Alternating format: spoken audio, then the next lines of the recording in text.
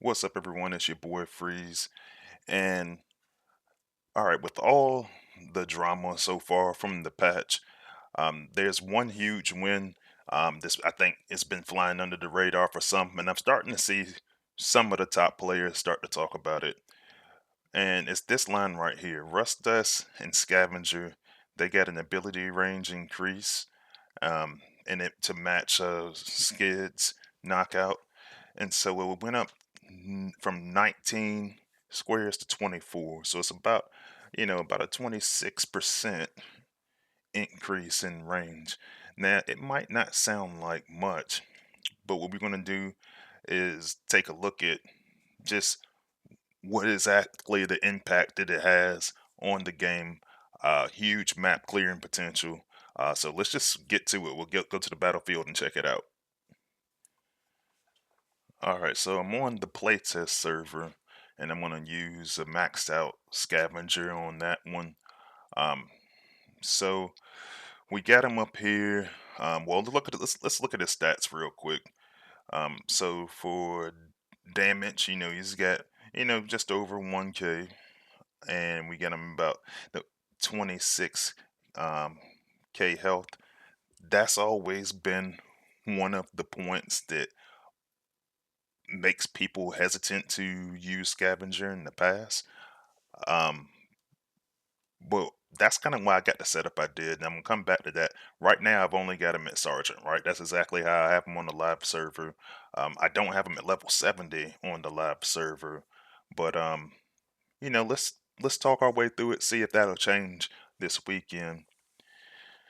So, as far as this is one of the few times I'm going to talk about setups just because when you have heavy AoE like that, one of the things that I like to do, and it's actually a tactic that I was using up until about a year ago, is I like to go use that Alchemist Prime Core. There's other options, but I like the fact that since I'm going to be dealing out so much damage using the ability, that I like to go get that back in terms of healing. And then in this particular case, I loaded them up with a Cosmic Rust Blaster. I try to keep it on all of my teams, and I had actually pulled it off of. I actually replaced Nova Prime for this to try to test it out. So that'll give him a little bit of damage boost. That plus 41 DPS is actually what winds up taking his damage up that plus 41% because his base damage is only at 580. So let's see if we can do something with this. Just because his ability, the artillery support ability, it and I love the changes they made with the tooltips because it's giving you total damage now, so it's a lot less guesswork. But it says call in an artillery at a nearby location, inflicting 801 fire damage for a total of 8,009 per second over a large area for 10 seconds. So a lot of people will be looking to use this as something to use. You can possibly replace Predacon Inferno or Leo Prime, and just with the cost increase of everything, and even though it's less damage, I think when you add the range and when you add the area together, it turns into something pretty cool. So we'll run a base trial just to take a look and see how that damage looks.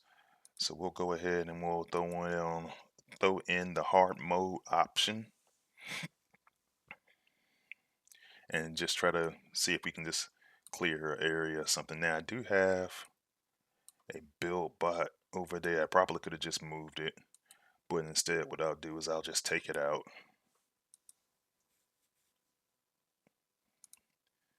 And I'll just sit scavenger here in the middle. Now notice where I clicked, and that area right there is just super immense. Does quite a bit of damage. It says 8K, so it's not gonna quite take out the not shield generator, but the shock tower and MDS. But let's see how that works out when we use it in team play. So let me go pick out a couple of my teammates from playtest, and we can try it on a live base with the full squad. All right, so I want to try to run this with my actual squad. And what I'm expecting to see here is I'm expecting to see just massive areas that I can just take out, and that'll help me with my pathing and overall just getting through the base faster. I mean, like a lot of these new designs are good for, timing out and stuff like that. So I'll go ahead and start off as I normally do with bludgeon. See if I can stop some of that damage up front. And this is where I want to kind of capitalize on the extra range. So it's pretty decent.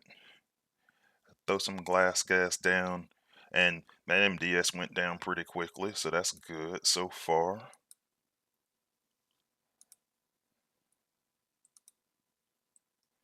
And it's just burning up everything. That whole front section just went away instantly.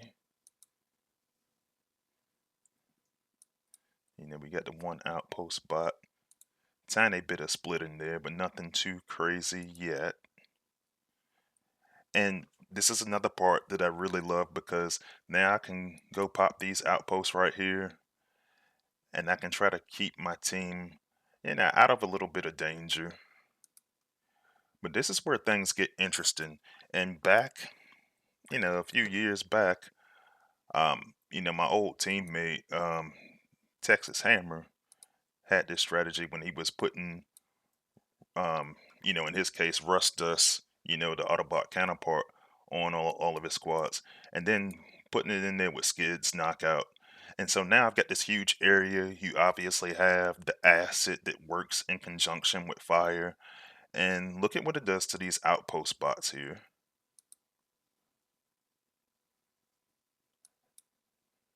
You got a couple more outposts on the side that I haven't quite triggered yet. So I'm going to try to clear that out.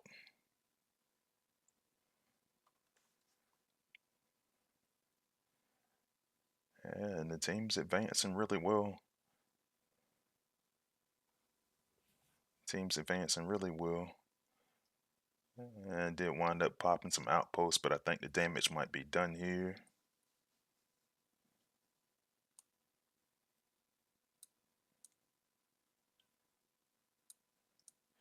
And I just kind of let it ride out at that point. So cool. I definitely want to give it a couple more runs. So let me see who else I got here. I say Shandy should have a pretty good base, so I'm gonna try it on his.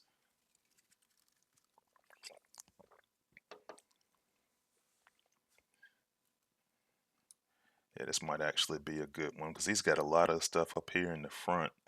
Now I have to take out this fire build bot, but ultimately that's not too big a deal. I mean, and you know, one of the things that I've been seeing a lot of players do is like a lot of players are saying, well, they just stop using fire, period. I don't think that's necessary. I think that, you know, take the build bots out. There's two of them here, there's one here and there's one there. And so just take them out early. For me, I like to get my team going so I don't have to worry about timing out and stuff. But like some people just like to just use like Warpath or for us that's Scully.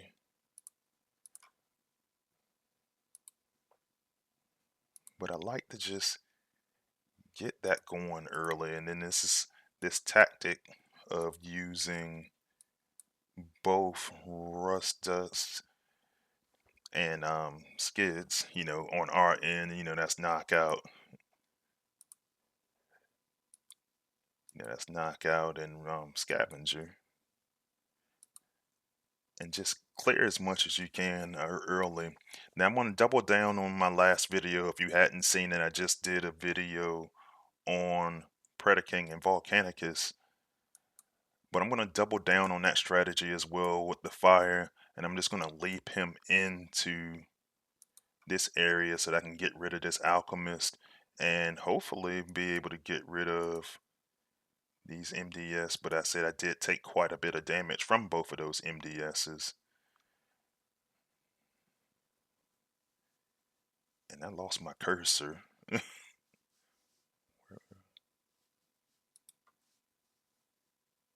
Yeah, I lost my cursor for a second, but but no worries, it still wound up taking care of everything. I had like a little bit of a scare there health wise for a couple of my bots, but looks like I'm back in business.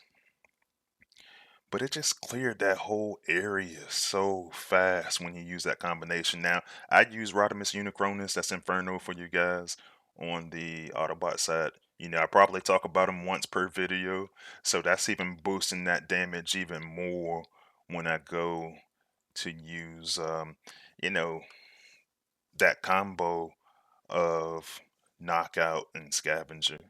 So it just makes everything work even a little bit faster. And I want to try this one more time. Like, it's honestly, man, this is just fun at this point. It's just fun, just knocking all this stuff out that quickly. It's unreal, honestly, because now he can reach so much further than he once could. All right, so I'm gonna attack my good friend, certainly, but I think I gotta highlight what exactly is going on here. So, a couple of things. So here I'm using knockout. That skids for you guys on the Autobot side. And when I look at his ability, you know, similar ability to what we're doing with Scavenger and Rust Dust, it says call in a toxic strike at a nearby location, dealing 690 acid damage. So that total is going to wind up being 6,895. 10 seconds as well, but you got that 3 times ability damage to walls, minions, and outpost bots, right? So you combine that with fire, you're getting the additional 20%. I like to give both of these guys some kind of regeneration for using their ability, and then I put Fracas on there to try to uh, give them more regeneration. So it goes back to one of my old tactics that I like to use in combination with like a tactic that I said it was made popular by Texas Hammer, and just combining these guys together and taking out huge chunks. And so it's not like I came up with this. Like, this is something that people were doing, and then for whatever reason, just stopped doing. So, and it's probably like a little bit of a little bit of power creep. Then it has a tendency to do that. But when you start to get like this kind of range, you got to start considering doing it again. All right, so here he doesn't even have any fire, anti-fire build bots that I see. But he does kind of trap you into going in front of the MDS right out the gate. So I'm gonna try to get those clear, and I'm gonna try to clear that shield generator like I usually do as well. Absolutely crazy, gang. Like, this is nuts. And then you get, with knockout and skids, you're also getting that anti-heal. And I just lost my first bot there. Shame, shame. So let me go ahead and get Predator King out, and I'll try to do something to clear some of the rest of this. Now I did not pop the Combiner Outpost, so I'm almost certain that I'm gonna get hacked here. I probably rushed it a little bit. So it'll be really important for me to clear huge sections here before I wind up getting hacked or something. And like I said, doubling down on that video I made about Predator King, um, if you jump them into that area, it's a pretty good time. And of course, like I said, definitely getting hacked, but the damage here is done at this point. So it's just one of those things. Now there's not that much to defend against, or that many defenses left. And then I did wind up popping another outpost. And you kind of see that regeneration fight there a little bit. Um, that's one of the reasons why I like to do that. I mean, I'll probably still lose Scavenger, but that's the beauty of that Alchemist core. It actually held him up for quite a bit.